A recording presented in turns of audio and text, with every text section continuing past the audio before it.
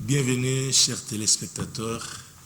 Très heureux de vous savoir très nombreux en train d'attendre cette émission et de les suivre. Je dis merci à la grande équipe, à la régie, je vois Alpha Kandolo, à la prise de vue, Madame Généreuse, à la réalisation Patrick Komba. Merci. Et vous êtes bel et bien en train de suivre l'émission, la dernière heure qui est présentée par votre humble serviteur, le prophète Patrick. Et aujourd'hui, avant encore d'aller loin, je tiens à saluer tous nos fidèles téléspectateurs qui envoient des messages, qui posent des questions. J'espère que vous êtes là encore très nombreux. Chargez vos mégas, mettez vos crédits, suivez, appelez à tout moment. Le Seigneur ne manquera pas de venir. En toi, on continue. J'ai été à saluer déjà Docteur Christian. Bonjour, docteur. Bonjour, prophète. En tout cas, très heureux de vous avoir encore aujourd'hui pour passer des bons moments. Docteur répond. En tout cas, merci. Je salue encore une fois aussi les nombreux téléspectateurs. Je vois maintenant que c'est parmi les émissions les plus suivies, avec tout ce que nous recevons comme des questions. Bon, je dis simplement merci parce que les questions sont adressées à Dieu et nous nous répondons seulement à ce que Dieu dit à propos. Donc voilà pourquoi nous sommes à l'aise. Poser n'importe quelle question. Au besoin, on pouvait organiser même un débat contradictoire si nous voyons vraiment qu'il y a un frère, un bien-aimé, qui a un avis contraire détaillé, qui tire son origine dans la Bible. Et là, rassurez-vous, nous allons vous inviter et on va organiser un débat contradictoire si les mariages est-il permis à un homme d'avoir plusieurs femmes, c'est-à-dire la polygamie ou non. Donc voilà. Donc, puisque ce n'est pas encore le cas, nous ne faisons que recevoir vos questions et nous sommes bien assis pour répondre à toutes ces genres de questions. Donc Dieu aide peut-être aujourd'hui, nous allons boucler avec la série de questions. Docteur répond sur le mariage, le divorce, la polygamie. Déjà, l'émission précédente, on n'a pas eu à finir avec les questions. Donc, on va courir derrière le temps pour essayer d'épuiser les questions. Donc, docteur, on est à Lingala. Nous voulons introduire.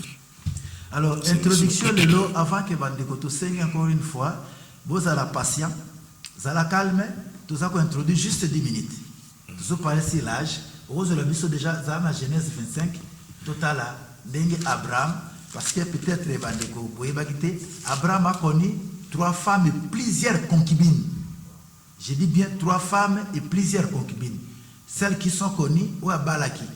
Bon, Balaki, ça peut être la Bible commentaire quand à Balaki c'est fora. Et là, Sarah, moi c'est Aliboso.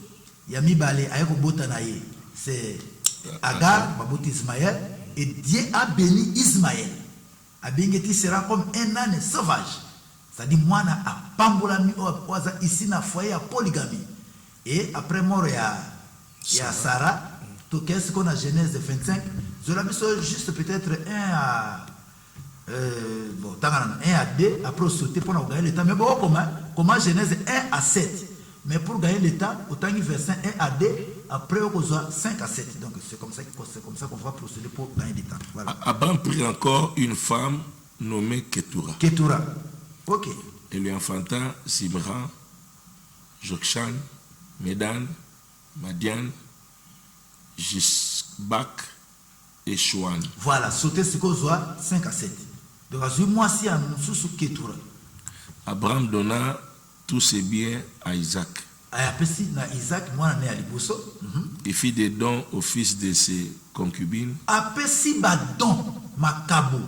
Na bana ba concubine na batanga bangote. Nebite soki ndeko so tanga verset. Ba concubine ngo sar wana Agar kuta zalagite. Agar zalagite, Agar ese mikendele naye. mais abalobi ka sali ba dona ba fils ya ba concubine. Et tandis qu'il vivait encore, il les envoyait loin de son fils Isaac, du côté de l'Orient, dans les pays d'Orient. Voici les jours de l'année de la vie d'Abraham. Il vécut 175 ans. Voilà. Abraham a vécu 175 ans. Dans la vie, comme ça descend. Parce que dans l'âge déjà, il y a 100 ans, il y a circoncis de abouti dans Isaac. Isaac n'a âge 100 ans. Alors, ce que l'autre dit, il y a incompatibilité à âge. Est-ce que l'âge n'a pas de mariage, prophète Patrick? Est-ce que les alliés dans la loi pour réglementer l'âge? Je sais que regarde la société zali, mais ce que à l'émission, nous voulons que Dieu nous parle à travers sa parole. Le cas de Zabandimi, croyants, en particulier des chrétiens, tous avons l'anda mouké, comment on a ancien alliance sur l'Ancien Testament, et puis tout à l'indenge et comment on peut dans le Nouveau Testament. Alors, ce que tu as dit, est-ce que vous allez vraiment tabou dans ce âge? Tu as dit deuxième exemple, c'est David. Tu as le premier roi, premier chapitre, au Tangel Bisso, verset 1 à 5. Quand le premier roi, premier roi David, avec Abishag. Le roi David était vieux, avancé en âge. Avancé en âge. On le couvrait de vêtements. Il ne pouvait se réchauffer. Ses serviteurs lui dirent que l'on cherche pour mon seigneur le roi une jeune fille vierge. Papa na âge wana yo comme déjà vieux au lembi mais balobini balokile une jeune fille vierge. Évidemment les jeunes filles vierges to ko zo ba âge ni 18 ans, 19 ans, 20 ans. Mais par rapport à David un vieux. Continue. Qu'elle se tienne devant les rois, qu'elle les soigne, qu'elle couche dans son sein, et mon Seigneur le roi se réchauffera. Voilà. Pour moi, ça a la chaleur. Voilà. On chercha dans tout le territoire d'Israël une fille jeune et belle, et on trouva Abishag, la Sunamite, qui l'ont conduit auprès du roi. Cette jeune fille était fort belle, elle soignait les rois, les servit, mais les rois ne la connut point. Vieux David, vieux Pémagak. Mais si on continue à l'histoire, tant que Salomon a commis roi, maman à Salomon, c'est quoi donner Jacques Beta ko papa maman Salomon, il y a frère Nangai à permettre ngana bimana moi si à vie. Et puis ça Salomon colère à lui, sengele ka bokonzi, to sengele moi si pour l'année. Abara donise, di koloka moi si à vie. Alors que di kambo moi si de bena biso généreuse a été ko bala, to souhaiter ba bonne chance Seigneur sur la carte li bala pour li bala za li pambo. Moi soko zuye oko matam donc généreuse nenga zawana frère nenga zana ko linga teke mutapo sana penza pembeni de talaboy Salomon ake boma ndekone a donné jalikolo ya mwasi ya papa na bango. Alors soko zuye jeune fille vierge na âge ya David vieux, est-ce que ça a une incompatibilité ya âge en ce qui concerne les mariages? Ce que tu as vu dans la conviction, dans regard à la société, d'emblée nous condamnons. Mais à tout ce moment, Abraham a quelque part la Kétoura, alors que va circonstruire à Isaac à 100 ans. Donc il y a la Kétoura peut-être à 120 ans. Il y a à 175 ans. Botan va la Kétoura, or, moi si pour abota ba ménopause, ça va âge. Ba 45 ans. C'est que pour moi, son abota, Abraham a âgé de 100 et quelques. Donc, à Bala, si on peut pas boire un ban qui tu peux supposer quand même. C'est qu'il était dans les vingtaines. Donc, Bala, quoi, ya koko na yo. Tozu di kambo ya Ritina Naomi. So totangi, to beta ka solo de sika ya ko ba verset. Bien, ezabo zo ka verset moko, otangi la biso na Rite chapitre 1er wana, ozui kaka verset 12 à 13. Tango Naomi azolo bana bango, mibali ya Ritina orpa bakufi. Bango bakangami na Naomi, no tozo kende na yo. Réponse ya ye nani Rite ya Naomi ezalaki nini bino bozana no ba jeune fille boti kala bo bango baboy tanga kuna na zwaka verset 12 na 13 chapitre premier chapitre biso to linga koloba na makomi so yali biso ke polygamie est un péché tokati. Retournez mes filles, allez, je suis trop vieille pour me remarier Et quand je dirai, j'ai de l'espérance, quand cette nuit même, je serai avec un mari et que j'enfanterai des fils, attendriez-vous pour cela qu'ils eussent grandi? Refuseriez-vous pour cela de vous marier? Non, mes filles, car à cause de vous, je suis dans une grande affliction de ce que la main de l'Éternel s'est étendue contre moi. Voilà. Mobile na zaki na kufi. Mibali na bino pe ba kufi. Admettons le prophète Patrick bazai peut-être tous à 20 ans ba kon sombal. Mibali ba kufi. Siko na me lobi ba bokilo na ngabo tika les amboka na bino na uzongi pa nanga. Mobile pe na zana ite. Ba mo ite atoka ngami no kaka mama bokilo. Ya bisi ba ngabi o. Boko zela ke ata soki le lonzamba pesi nga mobile. Na zuizeli. Boko banda ko zela ti na bota bana. Ti bana na bakola boko za na patience bose. C'est-à-dire natali ke ti bango ba ko koma po ba ko so bango basi na bango, c'est-à-dire il faut pas comme le prophète Patrick, c'est pas comme 16 ans, 17 ans. Pour pas vous avoir basi na bango. Wana bango ba aussi ba faire na 25 basi beaucoup na combien? Ba 37 ans bango na combien na 17 ans. Donc voyez que surtout ceux qui dans la Bible, likambo âge to zo le belango pona nini. Makambo yo se bela to komi ko diaboliser les lois za na kati évangile. Et ça te biso to le bio non, papa mukolo to tindio kende ko bala tete. To zo longo ke lo ke et loko nzambe a diabolisate. Il est vrai que autre temps autre merci. Bato na bato bazo vivre dans environnement social na bango ndenge bazo mona ke oza malam pona bango. Mais ce que lingi boko tsa makamon surtout na cadre moko biblique que non ezali ma bepo yo sepeli na ngote bien ça regarde la société que Bible pas mona ngo bongo non eza bongo te. Net likambo ya âge awa yo ko remarquer que eza la côté à mwasi eza côté mobile.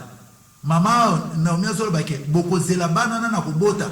Tiba kola boko zana patience. Tiba ko bana bino. Yo moko bi susu histoire wana nani ya mama na nani oya sa misala ki violence wana nani ili kambo ya tama jida itama oye biango ba mi bala likoloso bakufi oya suka baso boya ko pesa ye akia ko mi déguisé habiter ça la raté na bokoko lobake soki ya moko akufi ya akufi oya leke usani ni au kamatanga jida tamara zela za habiter ami déguisé comme ndumba ebika ke jida oya rapé koto tala po bino bolinga kana so no moni spirituellement asakande kindumba jida kende ko sa kindumba etango pa ke ikuna ale tamara zela oh il fallait pas passer moi na saka leki ya tamar musika siko bazo boya ko pesa po monde jike yo siki pe de moi si modenda la taka ye tamara ngo bande ko so tu ba kufili ko no to personne so ba boali ake o bimana jida azo akazemite ake robota bébé ngo ye komone ye pe ko akota na linya ngo ya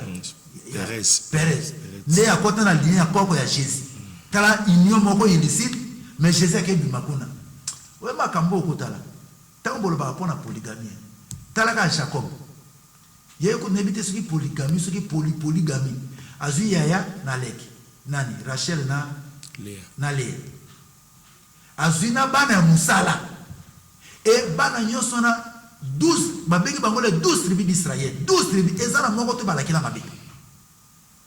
Donc nulle part au côté de la Bible parce que toujours la makambo polygamie chers téléspectateurs ceux qui ezali kana nzambe par rapport à ndenge biso tozo monelango ça n'a aucun problème. Nzamba tikala ko sala ngo problème à tesika mon côté. Mais peut-être dans l'émission prochaine to ko loba pourquoi la polygamie comme problème ba nani ba sebisa polygamie comme problème. Il y a pas longtemps tozonga ta 30 ans en arrière ba papa na mission so ba koko nyonso c'est de polygame ça n'a tourmenté personne. Mais tout ça nous voilà et chers téléspectateurs vous allez comprendre que Abraham a eu kobota ketura âge tellement avancé ça n'a créé aucun problème dans les gars et la société. Est-ce que les loso ko bali ba ko ba ye tata mukolo boye ake bala mwana ya 18 ans abali koko na ye oh wana ça regarde la société mais par rapport à la réalité est-ce que Dieu condamne ça? Non. Mouton n'a pas à mouton c'est la fille qui doit accepter oui ou non.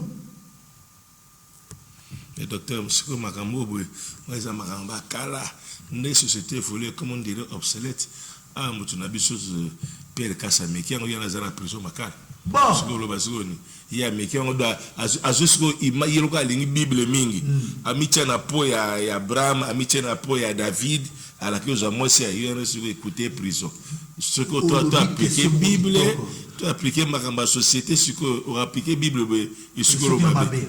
Au lobby question mobito. Problème zaliwana, pour le côté de Pierre Casse. Quand on a suivi ça, bazolo bakeno ba tronka qui âge, que la fille n'a pas atteint 18 ans. Dina yokaki. À moins que ça a bongoté. Mais na ba norme. Ce qui moi na moi son na pas na biso na loi na biso mo ko za ko prévoir que ceux qui a kokisi 18 ans zali majeur. Pour problème on a moni ba wela ki mingi za question ya âge. Ceux qui zaki na ceux qui ba 16 ans, ça me semble. Hein, dina yokaki. Mais ceux qui moi ça kokisi 18 ans. Parce que il faut que la loi la société mais avec autre temps mais c'est comme peut obsolète. Société so préconiser nini pour na obala mwasi azana âge ni. Parce que ceux qui balobi que mwasi pour akoma eza mobile eza lokana na loi na biso. Moi na ceux qui a kokisi 17 ans tazali na 16 ans et quoi 11 mois et 28 jours. Na loi na biso beaucoup ko condamner c'était na face sous tutelle il faut ba responsable na yeba ko samba na place mais soit ko 17 ans ba ko memena ozolo babo je suis d'abord un inspecteur des droits humains de mon makamone tozolo bango to ko koma côté kuna ba tonso bazali les na makamba ba couple boké ba passer au nom de la Bible ba tronka Bible ba expliquer ba tomabe nazali na ba maître loka ba maître Mathieu ba maître Sengo za présent na biso na RDDH c'est-à-dire Rassemblement des défenseurs des droits humains. Donc, nous avons parce que nous avons un inspecteur des droits humains. Donc, ce qui est la législation, c'est qu'il faut, moi, si ton mobile baba a âge à 18 ans, et respecter. Peut-être que les Cambodgiens passent, quand c'est une question d'âge, non pas. Parce que ce qui, moi, je suis 20 ans, mais la législation nous prévoit que non, pour moi, c'est un bal, il faut à 18 ans, 20 ans. Est-ce que je peux prendre l'âge à mobile? L'âge à mobile, il peut le battre. Donc, dans ce cas-là, d'où tu l'as dit, pendant que le Abraham yemoko azaki na basi to le aboti na basi Misaka, aboti na Sarah, aboti na Aga, aboti na Ketura et na ba nombreux concubines. Bon là na problème que bande ko bende batanga Bible était soit soka zotanga Bible azoluka zo akaba verset ozo sepelisa yi Moïse azaki na basi mibali peut-être lui bagamuti. Tangela biso na nombre kaka wana nombre tozango rapide chapitre nombre zula biso na 12e chapitre 12 nombre 12e chapitre verset 1 kaka wana na tozotango ya mibale mais moi ça liboso tolobaka kolobaka. Marie et Aaron parlèrent contre Moïse au sujet de la femme éthiopienne qu'il avait prise. Car il avait pris une femme éthiopienne. Voilà. Ils dirent, et seulement par Moïse que l'Éternel parle. N'est-ce pas aussi par nous qu'il parle? L'Éternel entendit. Or Moïse était un homme fort, patient. Okay. Donc voilà. Parce que Moïse a suivi une femme éthiopienne. Voilà tout ça dans le nombre. Mais dans l'Exode 2, kuna, Ruel, moi si c'est fort. Donc vous trouvez que bango nyoso bakamba makamuna nzambe natanya muponani pona ko lakisa ke ba leader nyoso no batamboli na nzambe bango ebele nyoso basaka ba polygamie. Pourquoi? Parce que Dieu n'a pas fixé un statut marital à sala ngote que il faut zaka monogame to za polygame. Polygamie zali choix ya mutu yeye moko de natanga ki mwana biso généreuse. C'est une belle femme mobana ko sepela na ye. Je vois comment ko kende libanda akebala mwasi mususu osomona ce que ça dit appréciation mobali par rapport à la réalité azokuta na mwasi na kati ya ndako mobali mususu akoloba na kobala polygamie pour la nuit tamu sa boti na mwasi na bana 3 abinonga na bozwina nga na linga bota bana nga 10 15 okopekisa na nini akia bali légalement okoboye esiri pour nani na quel principe à terre le bac est okoko bota bana beta alors que nzambe mo bike remplissez multiplier remplissez la terre yesu ko lobike non moi na mwasi boye oh toi ya baye déjà il n'y a pas de problème. Il y a déjà si. Et Katia.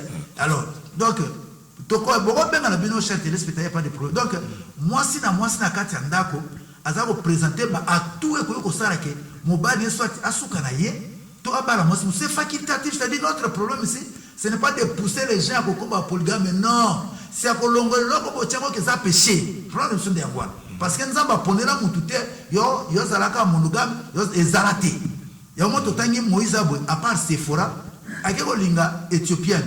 Moi j'ai compris bon walizanga commentaire libre étant noir éthiopienne c'est comme ça que Aaron a Myriam ezaki nini moi racisme tout ça tout le bani baketele mena Moïse OK aux éthiopienne pour nani maintenant parce que Sephora c'est bango batele mena ki aza petit frère na bango to boite mais baketele mena pourquoi suis éthiopienne.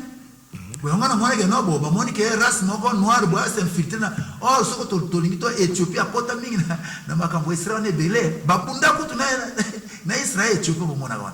Kosa kanate. Donc, on va comprendre le prophète Patrick. Bikambo ya polygamie à aboyer. Tokozonge la écriture de pasteur, je crois sur l'andabiso. Ouais, le baki likambo à David. Mais vite à moi, ça na préoccupation mon corps. On peut continuer avec des questions. On peut poser des questions. Oui. Voilà, donc. Ma question ezali nani ndeko moko boye aza kotuna par rapport ya fait elekaki na famille na ye ndazo a relanté yango na émission alobi aza na tante na ye abalaki comme bazwe comme deuxième femme siko mobali na ye na église oyo akomi kosambela batie ye diacre. Parce que le gars battu diacre donc au cause en abassin balete faut tika na mwasi moko. Tante Gabino. Donc bien. Waouh. Tika na mwasi moko.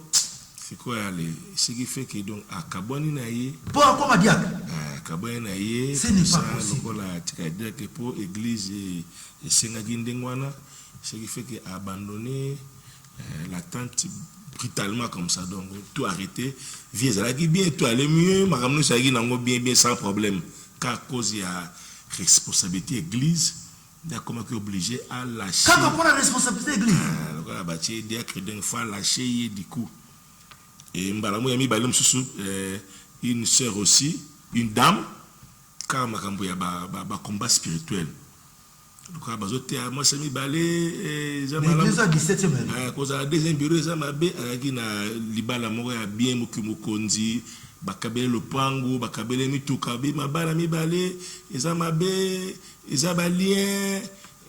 Bon, maintenant la question là. Ouais, aux ondes là. Et que nous avons question attendre. On a 5 secondes comme ça. Au combien ce gars bala moko ya pour attendre la question. Tout ça les faut te poser donc. C'est que maman na abimana le pango. Asundola nyonso azonga le ponga famille asunde de ba ipsi biloko ba bien malaki ba le kisiko akako tika mona 17e bari lo ba bosse mona mona ndiro siko donc abi on est ba bien malaki bien malaki ake pesa mo abima do asundoli lupango abim atiki lupango atiki mituka atiki abimika na shoki na basaki na ye aki ozonga na le passé familial et biloko boye déjà des questions na papa bon dans la deux questions na chers téléspectateurs au moins oza maloba na nzambe so lingo te maloba na nzambe te ndenge nzamba lingi yango ezala mais so bolingi bobimisa ba conviction na bino bato tambola selon ba conviction na bino liloba nzambe lobini ni soko lingi okabwana na mutu so bon peut-être bato bele pe batanga ba pasteur ngo pe batanga bible bien te ba poser question na Jésus na Matthieu 19 to sango Matthieu 19 na 5e verset bini batuni est-il permis un homme de répudier sa femme pour un motif quelconque entre autres même s'il veut devenir pasteur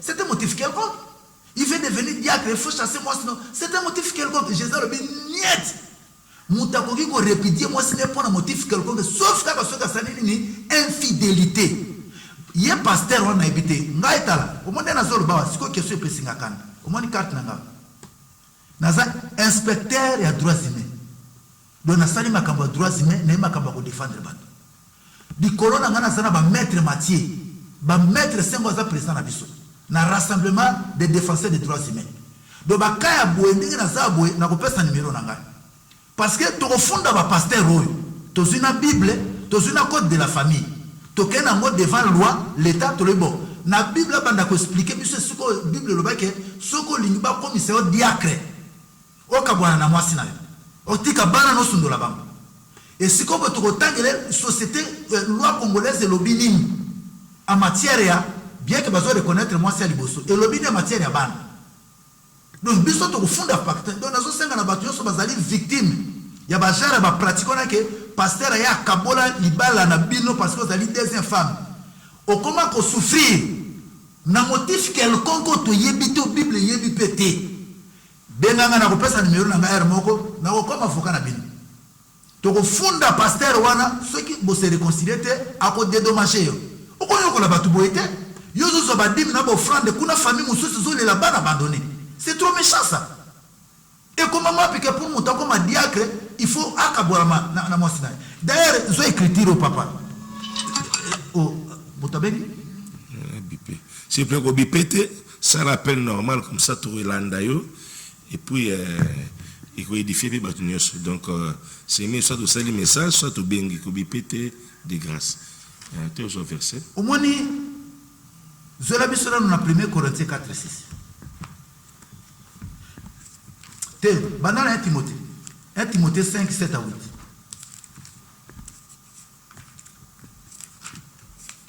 1 Timothée 5:7 à 8 pour ne que batu belé batanga la Bible ba osa makambuka na ba penser na ba 1 Timothée na pesi bino chez téléspectateur biso abo Bible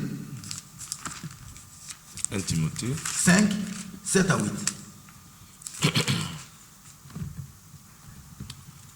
7 à 8 1 Timothée 5 7 à 8 déclare-leur ces choses yebisa bango makambo afin qu'elles soient irréprochables. Si quelqu'un n'a pas soin des siens, et principalement c'est de sa famille, ceux qui moto à prendre les soins na bato ya yete principalement ya famille na ye yo ka Bible lobi nini il a régné la foi. awangani na kondima Il est pire qu'un infidèle. azama beko le kakutu muto asambela kate papa bandela avec nebi ke ba pasteur bele botanga Bible te bandela Je déclare leur ces choses afin qu'elles soient irréprochables. Si quelqu'un n'a pas soin des siens, et principalement ceux de sa famille, il a régné la foi.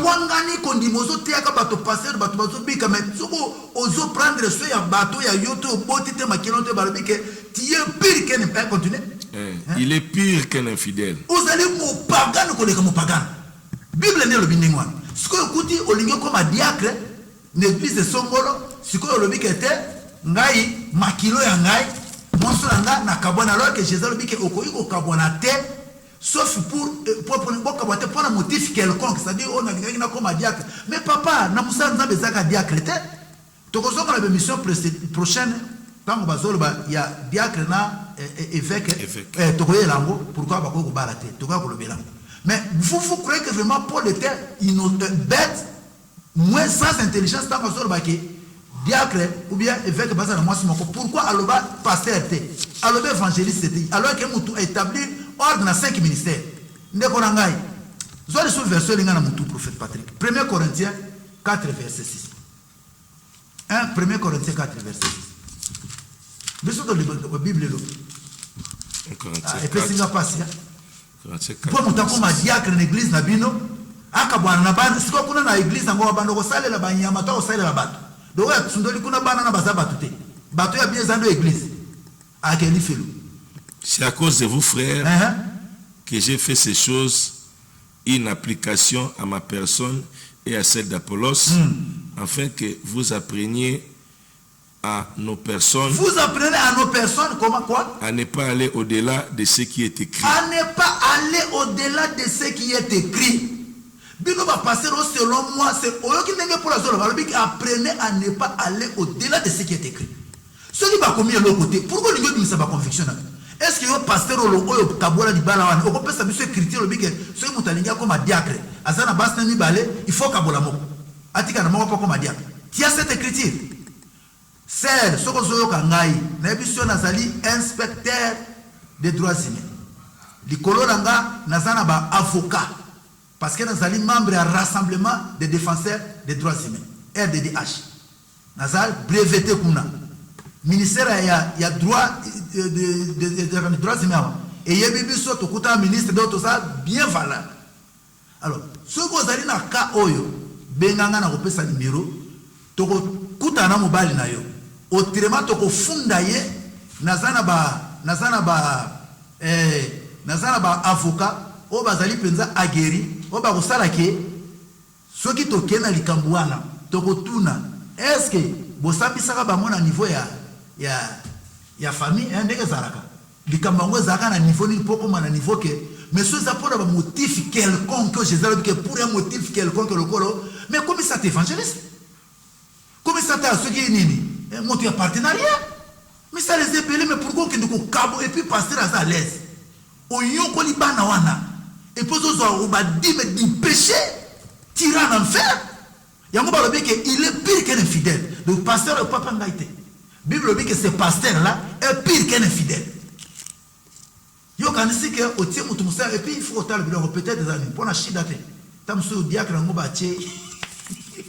Pour ma bilan ko bezaka motivé. Et ça normalité. Na tikala ko mona te ndenge ke muta bali bas ne to so deuxième ka olobi. C'est rwana bali ponga ne bi moko pe na lemba. Na 17e mairie, je ne suis pas contre maman Hollande, mais contre doctrine wana. Mutu so akufi akufi. Mais à toujours la doctrine. Moi, je suis le apôtre, parce que je suis toujours la doctrine. Doctrine est endeuillée, battu, belé dans ma famille. Et ceux qui ont eu le wana, et bien, bien malaki, ok, au ticket, pas comme riche. Papa, au moins, il va baliwa, mon soutien, mon avinza, ma colombe, la bino pembango. Parce que ce batiki yo, n'est-ce pas panzabatu. Je me pose la question, na verset nini. Ou le bique biblique, ma biso tolengi Bible. Verset lobi que ceux qui okuti motazana basine ni balé au kabola bango pesa biso ngona eza na Ancien Testament eza na Nouveau Testament pesa biso ngo encore une fois toza koya kolobate ke batu baba la polygamie to lingi to longolelo ke bokoti semence moko diabolique démoniaque et les ici ba famille le batu bazo bala te parce que bo pesi enseignement selon compréhension la Bible alors que nzamba tikala koloba ngote prophète Patrick Dieu n'a jamais dit ça. Alors, il faut que bala moi si moko na vie na. Alors, on a fait na verset. Tout kotanga bo Israël moko zali bâti la polygamie. Abraham est moko polygame. Moïse polygame. David est polygame. Salomon tangela muto za polygame. Est-ce que nzambo ko kana verset mo na Bible ko ndana ba? Jésus tangoyé. Likambo ya père. Dans l'Ancien Testament que tu ne coucheras pas avec la femme de ton père. Dans 1 Corinthiens 5:1 parce que pourtant la Bible était pour la lobi que na kuti impidis papa tanga no version ya 1 Corinthiens parce que batanga ngo kutundam nous avons mobimota 1 Corinthiens 5:1 jusqu'à 5 on entend dire généralement qu'il y a parmi vous de l'impudicité et une impudicité telle qu'elle ne se rencontre pas même chez les païens. Et c'est au point que l'un de vous a la femme de son père. L'un de vous a la femme de son père. C'est quand il y a na maman là. Voilà pour la seule église à Corinthe, c'est ça qu'on a impudicité dans quatre églises. Qu'on les cacoute on a monné à ta mokilité. C'est qu'on ose coucher la femme de son père. A coucher la maman là. Continuez papa. Donc au point que l'un de vous a la femme de son père. Verset 2. Et vous êtes affaire d'orgueil et vous n'avez pas été plutôt dans l'affliction. Afin que celui qui a commis cet acte fût ôté du milieu de vous. Est-ce que va commettre l'acte qui va condamner papa? Oui, va commettre mon accoucher na marâtre naï. Continue. Celui qui a commis cet acte soit ôté du milieu de vous. Pour moi, absent de corps, mais présent d'esprit, j'ai déjà jugé, comme si j'étais présent. Celui qui a commis un tel acte, oh Jésus, au nom du Seigneur Jésus, alléluia, vous et mon esprit étant ensemble, alléluia, avec la puissance de notre Seigneur Jésus-Christ, qu'un tel homme soit livré à Satan, alléluia, pour que la destruction de la chair, afin que l'esprit soit sauvé au jour du Seigneur Jésus. Qu'un tel homme soit livré à Satan, qui va livrer papa, oui, mais n'habitez ceux qui va pasteur, n'habitez bande konanga. Autant la Bible, tout autant la Bible. Zonga, zonge la Bible. Nazo peut s'abîmer au conseil bande konanga, bo zonge la Bible. Obi c'est qui vous parle. Quand Satan est né, tous les cannabis mission, bo tous risque à côté à makambo boy. Parce qu'au départ, biso peut tout te yakam. Na ko bombe la binoté, na livre nangako, hôpital. Au moins nazo présenter hôpital. Livre Église dans les temps prophétiques. A soko lingyo baba secret ba 7 de Samson. Awa chiffre 666. Awa eschatologie. Oyo regarde sur l'Apocalypse. Awa évangile christianisé. Ba livre ça ba volume ya ba 320 pages, ba 280 pages. Et ça vous dit 12. C'est-à-dire que dans un mouton dans a guéri dans ma cambo recherche ya ko sanzambe. Awa comme docteur dans le ministère. Avant qu'il y ait l'université, na commis ba livre comme docteur dans le ministère. Et tant que tu es à l'université, na kei na licence na kei na iko ça 3e cycle na comme docteur honoris causa. Au moment où je vous parle, thèse de doctorat, ils ont préparé. Il y a des présentateurs, monsieur Abouy, à guérir à l'enda. Il y a une phase à la troisième cycle. C'est-à-dire, ndenga tozo appel to ça nzambe ko ba pasteur et pexi biso te totam. Et au-delà de ça, na sali master na leadership kuna toke ko ba plaidoyer négociation tozu ba technique choc na ouais compléter nga sikona makamba droits humains. C'est-à-dire bato bazoyela ka biso ba biloko bo donc tant bozo poser ba question boy. Botia na mutu que vous avez en face de vous des homo scientificus. C'est-à-dire il y a liloba nzambe non ndenga molimo après pas to fandela ngona ndenga ko ta ngol susu bien. Au moins siko mais tant que vous avez bien pour la lobini, quel tel homme soit livré à Satan pour la décision de son corps. Ou qui pour la condamner polygamie. Ce que nous avons pour le bagaté, oh polygamie, c'est qui na, ce qui n'a ni ancien, ce qui alliance. C'est à quel verset ça? Papa, nous devons passer à Zoland, nous poser la question. Zoali Kamba David. Zoali Kamba David, tant qu'on zamba zolo banaï que ce que senga ka 2 Samuel 18. Yoga ndenge nzamba zolo bana na likambo David 2 Samuel 18 zola biso deuxième verset tango sali buzo basalaka akeko tinda sodane na bitumba kufi akeko linga mwasine oba botane Salomo penzamba pambo diso Salomo ngo akompe roi na Israël 2 Samuel 18 verset 2 il plaça les tiers du peuple sous les commandements de Joab 2 Samuel 12 et 8 2 Samuel 12. 12 et 8, pardon.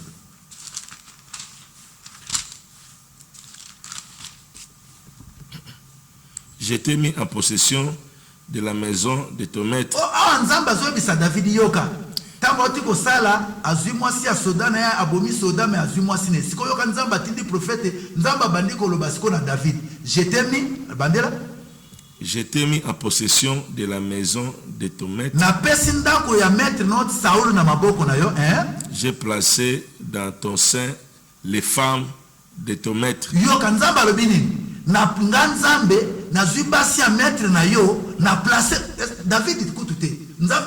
J'ai placé les femmes de ton maître dans ton sein. David Nzambe ndalobi ke ngai nzambe na zibasi ya Saul nyonso na pesi yo bango. Continue. Je t'ai donné la maison d'Israël et de Juda. Na pesi yo pe Israël na Juda mobimba. Azwa basi Abigail mwasi ya Nabal. Ye akel pe jange pe David. Allez, na zui nani Michal mwasi na ya Saul. Oh, continue. Et si cela était peu, soit qui est coca quitté. J'y aurais encore ajouté. Na maison Israël. Na Juda na pression so basi na ozwa. So ipe ko kakite ata ba pays voisin. Na linga na sani. Na bakisela yo. Mais oké ko zwa mwasi ya soda na yo. Siko zolo ba ke nzamba za contre polygamie. Ah nzambe mo ka solo. Est-ce que le ba ka pona David et mon non? Ba il ka nso ba polygamie. Ba tu nyonso ope na lobi Jésus est mon comme frère. À quelque chose qui est dans la parabole, il y a 10 vierges. Alors, il y a 10 vierges, c'est la moubale. Parabole, c'est quoi? C'est juste une comparaison, un message comparatif. On veut comparer quelque chose à une réalité à quelque part. Le royaume de ces semblables, il qui filait, et le côté, biloko surtout, balongoli, bambis, mana, batien, est-ce qu'à cause de la réalité, ça va pas monter?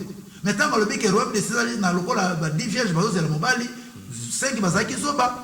5 bazala qui sage ce que Jésus contre la polygamie ça dit plus to lingito matos à plus spirituel que le canal Jésus na nzambe simplement parce que ba ego na biso pour quel intérêt na éviter yo sote le na polygamie na intérêt ni yo pe muto bala mwasi ngote so muto lobi que bon papa ngana nazala besoin na bota bana ngebele na pour ana mbongo nesko problème ça abala bango e ko bote ko bala problème c'est ça.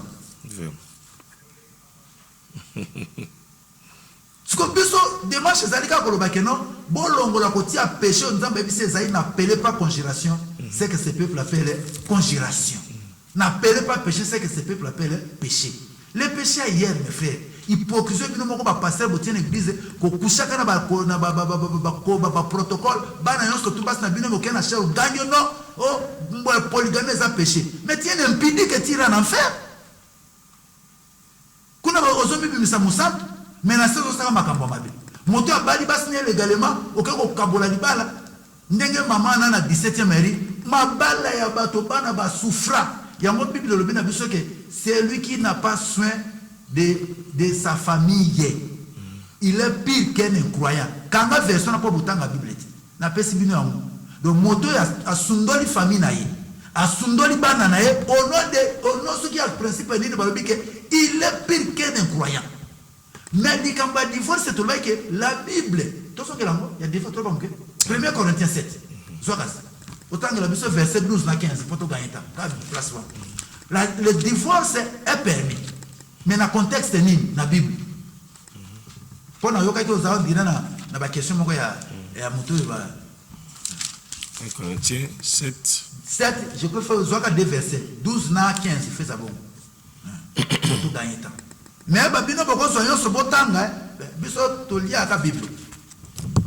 aux autres, ce n'est pas le Seigneur, c'est moi qui dis. Si un frère a une femme non croyante, et qu'elle consente d'habiter avec lui. Voilà pour la logique n'a pas le quoi de qu'on a vu tant à ce que ça nous conseille. Ceux qui frères aux ana moi sur assemblée la caté. Pour le baraté on a bible le bité que non kaka chrétien à chrétien bala non comme il fait mieux bon côté. Mariage c'est objectif c'est d'abord pour remplir toute la terre et plutôt vivre en paix. Depuis dans basango bandane bandé. Principe on est le moins en côté. Chrétien ça c'est pour le salut de nos âmes. Sauf bana bino na bino ba chrétien comme sans âme. Ngana zoko mana kulingana kwa makutu livre moko je crois tozaka mukwana évangélisation tango église tozaka na prophète Patrick na Kabamba tokena nowe côté na Ikitega to continue sika moboy j'ai rencontré une jeune fille azaka to bandi côté azayi musulmane depuis côté na ko ma livre ma fiancée était musulmane mais na boy pour na combien belé na suki samba to bandi côté yaye albi ah frère bozote ya bien yo curiosité na une jolie fille albi frère est-ce que ce n'est pas no balanga na bala yo habite okobala no pengate po so linyo balanga yemo ka ngako no mama ka bata biso linyo balanga yo yaka liboso na mosquée po biso to balanga biso na oh na be yaka ka so linyo na balo me yaka na habite so linyo balanga yo yaka pa na biso na mosquée bon chez les musulmans c'est comme ça mais biso ba chrétiens za loite yango ka bi que si un frère veut pourtant une femme qui est incroyable a soka sepeli ba yokani parce que li ba les questions ko yokani Tolande Beleo, pasteur a bali protocole. Tata, reçoit protocole après ça comme pasteur. N'a reçoit comme moi si c'est le jour et la nuit. Bato ba regretter Beleo na bali la qui est nini. Reçoit ba na église ba pesa ka biso ba pasteur. Ezali te ndeko ko bali lokola moi si na. C'est différent. Ce que so landelo kana ke no bana lokola ba to sa ngai, ce qui na bali protocole ko kamwa, OK ko bala kadia pemba penza boyo ka ke o regretter le bidon que o tandi ok. Donc, tout évolué. Il y a un serviteur de Dieu a posé question à la communauté na Bango. Communauté Azali, donc, Azana Bishop na Bango, évêque, Bango Bazana pasteur na extension. Pasteur na Bango a payé ordre de l'église. Yo serviteur ou pasteur soko bali divorce ezate. Comme on divorcé, tu excommunié, tu dire donc, Zora de Salaka choix malam, et Rango Somonike, oh, yete, na fiancé simple tika na yo. Kabana ba fiancé à ta 20, mais ce cas où la alliance, nga passé na bali sibino. Makama mariage, il faut oublier ça, divorce, il faut oublier ça. Oya ko meka, tu longo l'église, tu excommunio, tu lakeno mabe. Ce que est-ce que nos couples ne amoni azan à danger azo se retrouver peut-être bali donc azo mona que non akufa ngo kufa siko akufa o to so pas meki ko kabana ba excommunier ba botele ba avantage nos églises ba botele ba salaire ba benganie et nous sera liwa akima communauté liwa afin d'appel na kata libala liwa asala nini atuni docteur mega ko sungaye na question na azo zelango penza sûrement zo la émission yo serviteur de Dieu et là va liboso d'abord na pesi pasteur non raison pourquoi parce que ba jeune pasteur boleki lo yenge bozo bana lo yenge trop na kotwana na ordre asana raison pour na ko éviter que trouble ko na kati église là je suis d'accord avec lui. Parce que le lot comme on dirait, moi, ce goûter après tiki, ok, on a ça raison. Mais si on continue en profondeur, selon la logique, on continue dans des versets dans 1 Corinthiens, c'est si quoi divorce ya kaka moto aza roboté a machine te onga na kutani ne lelo bolingo la singa lelo wana ndenge to linga lelo tango pe to koma na ndako ba caractère na ba comportement na onga na to kutana ngo c'est le jour et la nuit. Dans ces cas-là on fait quoi? Est-ce qu'il faut le mariage comme à prison? C'est là que je dis na pasteur non, il faut tirer bémol na loi wana. Ata bola ndenge Bible solo. Aza ko fait que divorce comme lokola symptôme moko bonnet fléau moko bonakata. Aza na moi raison là. Mais ça m'a bien dans le sens que si comme moto ya sala qui erreur. Est-ce que erreur va réparer na vie? Si on a sali erreur c'est-à-dire nzambe kuta le bike confessez vos péchés, repentez-vous. Azo limisa bongo pasteur mukiloko limisa ngate pona nini. Wana siko azwina place ko leka kutu nzambe asala batu parce que pour la lubinini. Tangaka 12 na 15 na cause attendre ndenge to za okende. Yoga divorce ko yaka. On continue. Continue 12 na 15. Ka deve ce pot na je crois que ça kawana. 12 tangi. 12 aussi si amoyons. Bandela pour ekende bien. Aux autres, ce n'est pas le Seigneur, c'est moi qui dis. Si un frère a une femme non croyante et qu'elle consente d'habiter avec lui, qu'il ne la répudie point. Et si, de même aussi, peut-être et si une femme a un mari non croyant et qu'il consente à habiter avec elle, qu'elle ne la répudie point son mari. Car le mari non croyant est sanctifié par la femme et la femme non croyante est sanctifiée par les frères. Autrement, vos enfants seraient impurs, tandis que maintenant, ils sont saints. Si le non-croyant se sépare, qu'il se sépare. Voilà que si le non-croyant se sépare, qu'il se sépare. Les frères ou la sœur ne sont pas liés dans ces cas-là. Dieu nous a appelés à vivre en paix. Voilà. Quand on pasteur nanga, quand on a coupé ses fautes, peut-être na contact qu'il faut évacuer. Est-ce que fndengo vérifié wana? Les balles de sa pasteur na yo berger no père to peut avec car Dieu nous a appelés à vivre en paix. Ceux qui mariage ils ont fait ça qui n'était occupé pour le que les non-croyants se séparent. Pourquoi les non-croyants se séparent? Parce que croyants à ça croire, à ça moi je vais croire que Bible le dit le corps de l'homme c'est pour la femme et la femme il croit tout ce que la Bible préconisait pour le mariage. Mais croyants, non-croyants, c'est-à-dire au cours de l'église, aux hommes baptême de l'église. Mais comme ils non croient à cause de Malobo et quand il ne croit plus à ça, il devient non-croyant. Et ce que ceux qui non croient comme ça, sous prétexte qu'ils vont à l'église, ils vont se séparer. Mais parce que ça c'est comme l'église, croyant sur la commune à passer, à ça il faut pas faire du sabango, il faut pas faire d'arrêter. Ce qui passe à la vérité, bon, on a ce qu'on a bimi la volonté en Zambé, a commis qu'on imposer volonté naïe. Na soutenir na premier degré. Mais na deuxième degré, il faut ce qu'on a bien na bango aïe atuna. Qu'est-ce qui ne va pas? Peut-être bizarre le frère à mon qui sert le bande des aïe en moté, le cabazan de bandeli. Ou qu'on y a le mais à vous perdre foi, tu toi. D'ailleurs, vous perdre foi. Monsieur Balobara, à Kangi, moi, avec l'État à Andoké, mais soit Andoké, Tango les carabos continuer, au Tika et Tata, Pumbara Butu, délivrer et poser un ministère, bon continuer, au Kabana, niet. Bon, les Kamboyandoki, et ça c'est une question à choix. Nana Kolo Babou, les Kamboyandoki, biso toko prier, mais délivrance, il y a un fond de ma cause à la délivrer. Ce que je suis avec Indoki, ça dit choix au sali. Au bout il a bouton sur le capot na mobile na. Je connais un évangéliste na ba période au Tobonga mitema sikana ba 84 akufana 86. Moi si wana sala azoka zo loka évangéliste da ko pela papa. Chaque année ba bota bana mibala. So ba bota na janvier, musu yeba ke ba novembre zo bota. Frère akoka ko prier te tina ndenga loka akufa. Loka ba loba ke non, oko kabwana te wana za témoignage en biso to vivre ce que biloko so bien. Tango to komi ko kola to komi ko comprendre ba lo musu to sa l'église et bomana ba sai na nzamba alors que c'est on est à sa mission à vous andoki bo. Ce qu'on peut obligé à ça ce qu'on non pour un ngai. Si on est dans pas église va faire d'abord non, c'est le colo ndimi misano ya kindoki. Alors vous obligés soit au yambola parce que entre Coran molini na lumière beaucoup marcher ensemble à moi c'est nini un 8 à le bini. Ba to ba le ba kotambola nzela mo kote so ba sanini ba yo kanité. Ce qu'on a libéré to yo kanité ngana sana Christ. Yo sana ndoki. Ce qu'on obligé ngana délivrer parce que ngana na dans guérison ya bando. Ngako tunana ngote. Si vous avez un jeune à 40 jours, vous avez un pété. Il y a des tika qui ne doivent pas faire. Si vous avez un kusani, papa, tout la mousse est rendue dans le kima. Ah, prophète Patrick Tika. Mbango ngana okima. Mais vous avez de golo ngana tina butu. Siko ngano yesi ko. Siko yokomi kasho. Tiana mutu na bino chers bien-aimés, le mariage n'est pas une prison où on doit assumer toutes les erreurs qu'on a commises. Non. L'homme n'est pas une machine. L'homme vit dans un contexte évolutif. Ce qui a un bongo a peine temps bolé moussous. Ce qui me piaque côté, moi si pas comment on appelle les balles et donc tout ça, ça se joue par rapport au contexte du moment.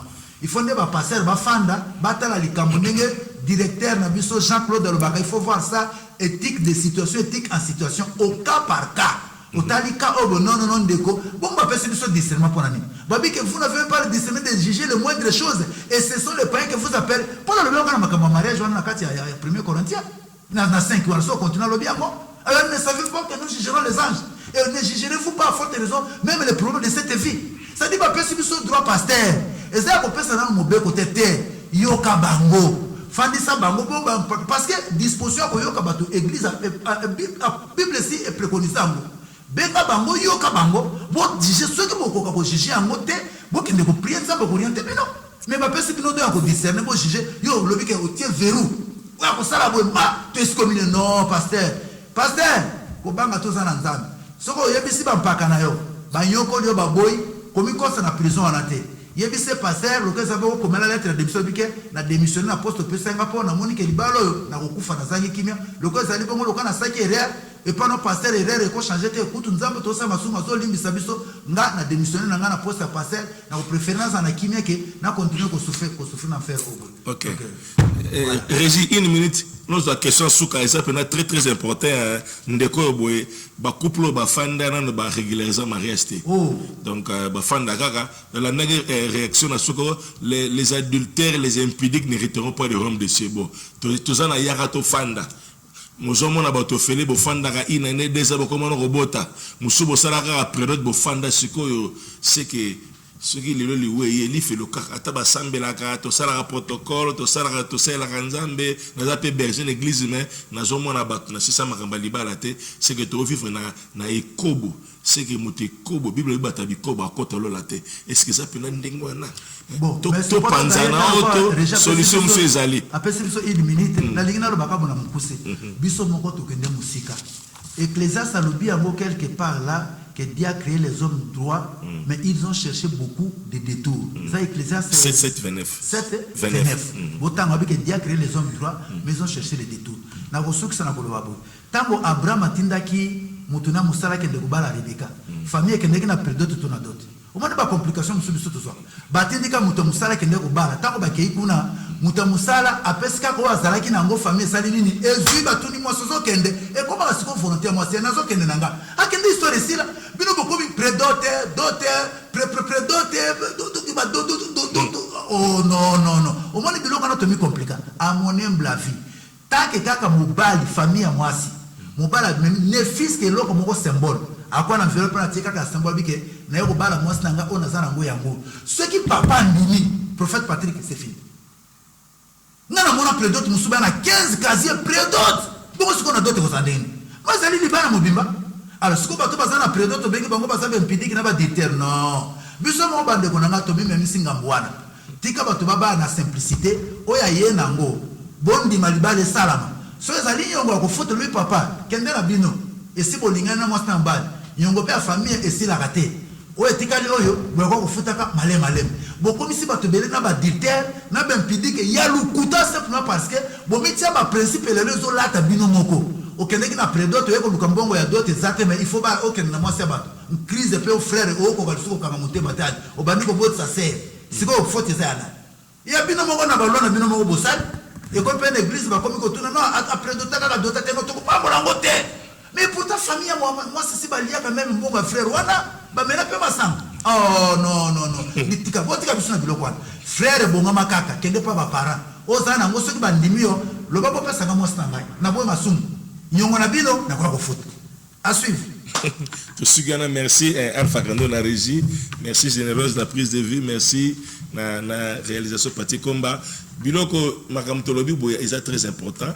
Pour d'autres questions, adresse Zali Maïndom 66 na Kitambo, direction chute de l'Ofoy, na Kitambo, quartier Kilemani Yakawana, comme ça, ba question sous Oui, c'est baya wana na bato baza baboya bango baya wana nazana bavoka toko funda pasteur wana na ba diacre nazo ebisa bino nazali inspecteur à droits humains et puis nazana ba avoka ba maître Mathieu ba maître Senga ba président na biso ya RDDH toko sambisa to me passer na justice alaxa biso version lo ba que non soki motazana ba simba le poko ba diacre abenga na mwasi moko toko bima to me na bible to me na loi na code ya famille toko mema tout toko sambisa et puis on a quand professeur en tout cas nous sommes pas Bolabino. Tokutani dans la prochaine émission. Que Dieu vous bénisse. Bye bye.